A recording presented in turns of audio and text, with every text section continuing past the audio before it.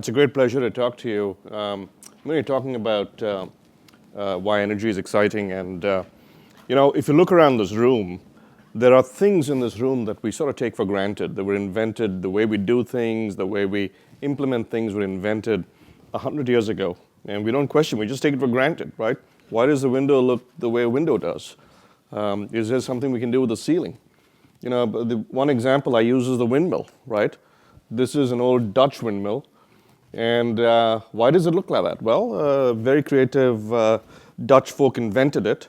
But then we get into what I call frame inertia, which is we form a frame of reference, and then we think of everything that way. And it's very hard to get out of that frame of reference and think differently. But not anymore. I think we are now being forced to question everything, everything around us. So if you look at windmills, there are amazing inventions around the world today. This is a company called Joby, which is based in California. I just wanted to, I'm not plugging Joby per se, I'm not sure it necessarily works, but it's a crazy idea, right? Which is the wind velocity is much higher at a higher altitude. Once you get to a higher altitude, essentially by putting turbines on a kite and flying the kite high, right? And that is the sort of breakthrough, frame challenging inventiveness that we are now beginning to see unleashed. And it's a very exciting time for many of us. So for example, I have a student, and he's working with Professor Alex Slocum at MIT, and he is working on taking, so the idea is to make towers for wind turbines much higher, so you can capture more wind. And the problem with that is shipping costs, manufacturing costs, etc. And he's invented this way of doing in situ seam welding in a spiral form to make much taller towers. And you can go to his website and you can figure out how much more efficiency or how much more wind capture he gets out of it. But the implications are enormous. But again, you look at a tower and you go, well, that's a tower, right? But if you really look at it, you go, why can't we make it taller? Well, it's manufacturing constraints. How can we fix that? And you start questioning, and you invent things that you didn't think you had a right to invent. And that's really the world we're entering. So let me give you a quick, just to walk through some of our the startups in my lab, from my lab, but also around MIT. I see Adam Paxson there, who did his undergraduate degree with me and has a wonderful startup, Dropwise, which was mentioned earlier. So this particular startup, ESES, which you'll hear about in a minute, came out of, I had, some of you may know a company called Next Step Living. It's a local energy auditing company. They came over to my house, they're friends of mine, and did an audit of my house. And I thought, that takes 6 hours. They did a great job, really helped me a lot. Now, and they've used an infrared camera indoors. So I thought, why not do it from outside, because you can see the same leaks from the outside. And then I thought, maybe the best way to do it might be, think of Google Street View, right? What if we could do something like Google Street View, where you have a car and like that, which collects images, except use infrared, and you can collect at massive scale.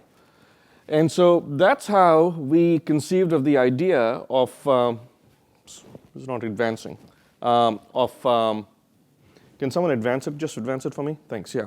There you go. So the idea was, why didn't we take long-wave infrared cameras and pair them with other imaging techniques, such as near-infrared, optical, regular EO, electro-optical, and so on. And we essentially invented a new rig which sort of does what Google Car does, but except in the night, using long-wave infrared. So the two founders of that company were in my lab, and we founded the company. We first called it IR, E with EYE and then R. We thought it was sort of cool. Anyway, and then we changed the name to ESES for SS with an E, right? And this company, what it does, as I said, is if you can advance that movie. So we drive around in the middle of the night with near IR and long wave infrared, take images. I'm going to go to the next slide if you can advance us in the interest of time. And now play that movie as well. The technology is very, very advanced. So not only do we do near long wave infrared, we also do LiDAR. So essentially we have all the technology of a Google car.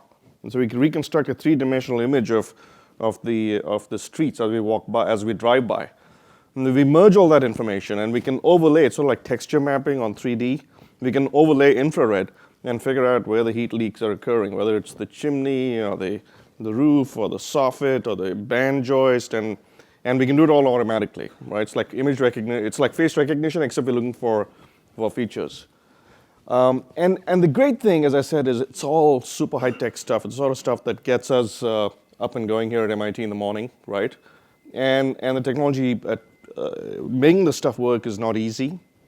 But once it works, the scale is really great. Because this has other users as well. If you can go to the next slide, it seems to be in a loop.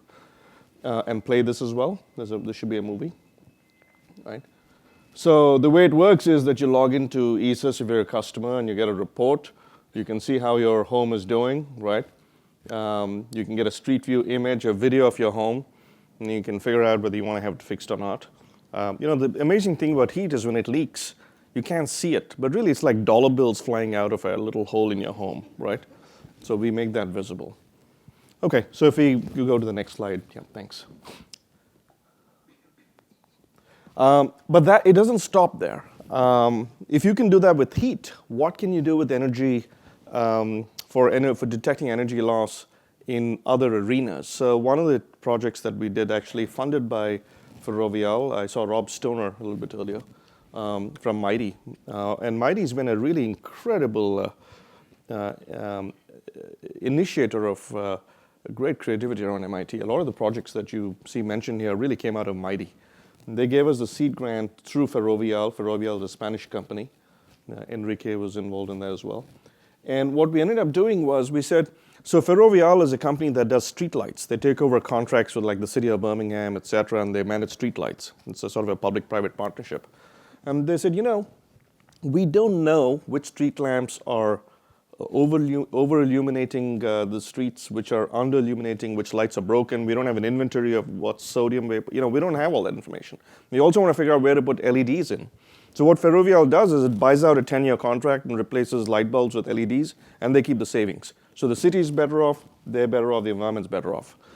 But they needed to map all this information, and the inventory is really bad. So they came to us, and a bunch of students and I, we brainstormed, we said, imagine if you could take like an Android phone with a camera, put it on top of city vehicles like police cars, utility vehicles pointing upwards. Right now, Android phone has GPS.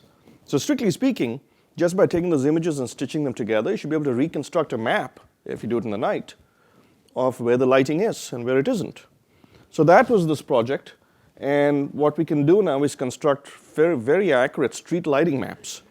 And we sort of crowdsource it. It's not crowdsourced in the sense that we don't enlist the common citizen, but we use regular city vehicles. And as city vehicles ply the city, we're constructing maps. And it's real time, sort of semi-real time. So we keep updating the maps. So that's another very simple thing that we can do today that we couldn't do even 5 years ago because of the unbelievable improvements in imaging, computation, communications, sensors, GPS, right? All come together. We were able to do LiDAR in the previous example because Google and others are doing LiDAR. The cost of LiDAR has come down. Now if you have LiDAR and you have imaging, can you stick it on a drone? I'll come to that in a minute. And then what can you do with that, right? Amazing things you can do with it. So the bottom line, I want to keep it very short, my presentation, is everything can and will be rethought. Sensors are everywhere. Sensors are extremely powerful, right? Another company that came out of our group is a company called Senaya, which does asset tracking. Every boiler, that consumes energy, we should be able to measure how it's doing. We should be able to measure energy input. We should be able to measure heat leaks. Again, combining temperature sensors, thermistors with communications using infrared. And we should be able to build a much more responsible ecosystem that sort of creates a safety net, an energy safety net over everything we create and build so that we don't, let dollar bills sort of fly out of the window, but also let CO2 or other emissions fly out of the window if we can possibly help it. So I just want to mention briefly another company that came out of our group, which is a company called Top Flight. So this is a company that does drones. And it's sort of interesting. It's circular. I'll tell you what the circular story here is. So drones are sort of a very hot thing today. You have companies like 3D Robotics. They've all raised a lot of money. Everyone's talking about drones. Here's the problem with drones. The problem is they are electric. The way drones work today, and the reason quadcopters especially are very popular is if you take a helicopter, the mechanical engineering of the collective, et cetera, is very heavy and expensive. The reason a drone works, especially a quadcopter, is it's 4 motors. It's like a Tesla car. It's 4 motors. And the transmission is electricity, right? So you want to change something, it's all electric. So it takes the transmission away from mechanical engineers, which is a sad thing for me, puts it in the hands of electrical engineers. Fantastic. That's why quadcopters are so light, and that's why we can do so much with them. Here's the problem. The problem is battery technology has not kept up with all the other technologies. Battery technology is going like this. And the fact of the matter is, you can get a hang time of more than 20 minutes with a regular electric drone. So for all its great promise, there's only so much you can do with drones. Okay? Now, batteries have become cheaper because of Tesla and their big battery, the new plant they're building, etc. But in terms of power to weight ratio, in terms of energy to weight ratios, they're not there yet for drones. So here, one of our students from my group said, why do we need to use batteries? So what he did was build a very small hybrid engine. Because if you look at energy density, a hybrid engine trumps batteries any day. Gasoline, the energy density of gasoline is an order of magnitude greater than batteries, right? So what he does is he has, like a Honda Insight, he has a hybrid engine.